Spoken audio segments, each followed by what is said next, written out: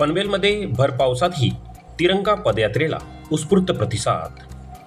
देशभक्तींचा उत्साह ओसांडून वाहताना पाहायला मिळाला. भारताच्या 80व्या स्वातंत्र्य दिनाच्या पार्श्वभूमीवर भाजपचे महाराष्ट्र प्रदेश चिटणीस तथा आमदार प्रशांत ठाकूर यांच्या नेतृत्वाखाली भव्य तिरंगा पदयात्रेचे आयोजन करण्यात आले. आद्य क्रांतीवीर वासुदेव बळवंत फडके नाट्यगृहापासून सुरू झालेली ही पदयात्रा करमवीर भाऊराव पाटील यांच्या पुतळ्याजवळून टपाल नाका व मिरची गल्ली मार्गे छत्रपती शिवाजी महाराज चौकात पोहोचली. विशेष म्हणजे पदयात्रेदरम्यान पावसाची संतप्त सुरू होती, मात्र या पावसालाही देशभक्तीचा उत्साह रोखता आला नाही. हातात तिरंगा घेऊन हजारो नागरिक, युवक युवती, महिला, ज्येष्ठ नागरिक, विद्यार्थी, माजी सैनिक, लोकप्रतिनिधी आणि कार्यकर्ते मोठ्या संख्येने या तिरंगा यात्रेत सहभागी झालेले पाहायला मिळाले. भारत माता की जय, वंदे मातरमच्या जयघोषाने संपूर्ण पनवेल शहर दुमदुमून गेले. पदयात्रेच्या मार्गावर तिरंग्याची उधळण आणि देशभक्तीच्या घोषणांनी वातावरण भारावून निघाले.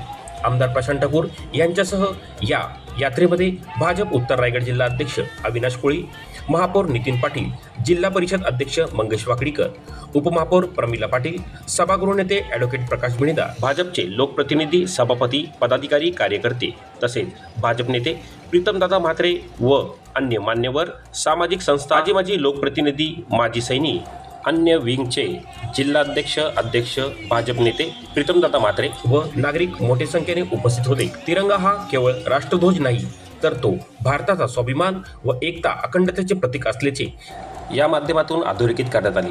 स्वातंत्र्यवीरांच्या बलिदानांचा स्मरण करत नव्या पिढीत राष्ट्रप्रेमाची भावना जागृत करणे व देश आणि देश प्रथम हा संदेश देत तिरंगा पदयात्रेचा मुख्य उद्देश साध्य केला. भारत माता की जय, वंदे मातरम, वंदे मातरम, भारत माता की जय, वंदे मातरम, जय शिवाजी, जय भवानी. सर्व नागरिक बंधू भगिनींना धन्यवाद देतो. अत्यंत उत्साहामध्ये भर पाऊस, हिवादार पाऊस आपण ज्याला म्हणतो, या पावसामध्ये सुद्धा आपलं राष्ट्रचं प्रदर्शन आज सर्व पनवेलकरांनी बघितलेलं आहे. आज मोठ्या उत्साहाने सर्व नागरिक बंधू भगिनी, विद्यार्थी या तिरंगा यात्रेमध्ये सामील झाले.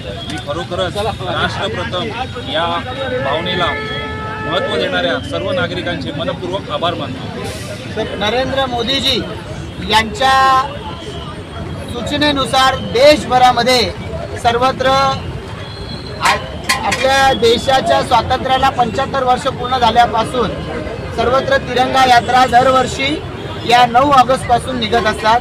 अशा तिरंगा यात्रा देशभरामध्ये सुरू झाल्या आणि आपण पाहिलं की देशाचे उपराष्ट्रपती सुद्धा अंदमान निकोबारमध्ये गेले आणि हर घर तिरंगा या अभियानाची एका अर्थानं त्यांनी सुरुवात केली.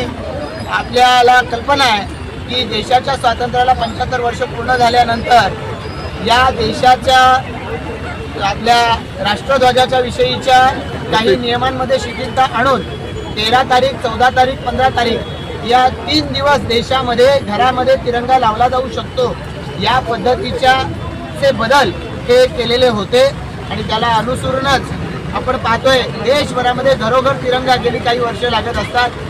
आज प्रत्येक नागरिकाला आमच्या घरावरती तिरंगा लागतो याचा अभिमान वाटतो. त्या देशाच्या कर्तृत्वाविषयी तर त्यांच्या मनामध्ये अभिमान आहेच आणि म्हणूनच असा हर घर तिरंगा अभियान सगळीकडे सुरू आहे, तिरंगा यात्रा सुरू आहे. याचाच एक भाग म्हणून आज पनवेलमध्ये तिरंगा यात्रेचं आयोजन करण्यात आलं. मी माझ्या सगळ्या सहकार्यांचं मनापासून आभार मानतो आणि याचबरोबरनं जे देशप्रेमी नागरिक आहेत, जे या इतक्या भर पावसामध्ये देखील या अभियानामध्ये सहभागी झाले, त्या नागरिकांचा आभार मानतो. विशेषत्वानं सर्व विद्यार्थी, आमच्या सर्व महिला भगिनी या सगळ्यांचंच मी मनापासून आभार व्यक्त करतो आणि त्यांच्या सर्वांच्या या सक्रिय सहभागामुळे हे तिरंगा अभियान हे घराघरापर्यंत पोचेल. 15 तारखेला घरोघरी तिरंगा लागेल त्याचा मला विश्वास आहे. याच अभियानाच्या बरोबरीनं एक आपल्या मनामध्ये असलेली एक कुठं ना कुठेतरी जखम आहे, ती म्हणजे 47 साली झालेली फाळणी, की त्या फाळणीमुळं अनंत दुःख आपल्या या देशाच्या सीमारेषेवरच्या अनेकांना झेलावं लागलेलं आहे. आणि त्याचीही आठवण आम्ही ठेवली पाहिजे. पुन्हा असा प्रसंग आमच्यावरती येता कामा नये, यासाठी आम्ही सावध असलं पाहिजे. आणि याच्यामुळे उद्याचा दिवस हा फाळणी दिवस, विभाजन विभीषिका दिवस म्हणून साजरा आम्ही करत असतो. पनवेल महापालिकेनं सुद्धा उद्या नाट्यगृहामध्ये सकाळी 10 वाजता कार्यक्रम आयोजित केला आहे. संध्याकाळी भारतीय जनता पार्टीच्या वतीनं आम्ही विरूपाक्ष हॉलमध्ये प्रख्यात व्याख्याते डॉक्टर उदय निरगुडकर यांचा आम्ही या ठिकाणी व्याख्यानाचं आयोजन केलेलं आहे, ज्याला तरुणांनी हजर राहावं. कारण फाळणी ही फक्त देशाचीच होऊ शकते असं नाही, मनांच्यामध्ये विभाजन करण्याचा प्रयत्न जाणीवपूर्वक अलीकडच्या काळामध्ये केला गेला आहे. आणि त्यामुळे या संदर्भामध्ये बोलण्यासाठी म्हणून डॉक्टर उदय निरगुडकर येत आहेत. अशा विविधांगी कार्यक्रमाच्या माध्यमातून उद्याचा परवाचा दिवस हा आजच्या दिवसाच्या बरोबरीनं सर्वत्र साजरा होताना आपल्याला पाहायला मिळणार आहे. सर्व देशप्रेमींना, ज्यांना ज्यांना हा देश पुढे जावा असं वाटतं, त्यांनी या कार्यक्रमांमध्ये सहभागी व्हावं. आपल्या देशाचा तिरंगा आपल्या कर्तृत्वानं फडकत ठेवावा, हे सगळ्यांना मी आवाहन करतो.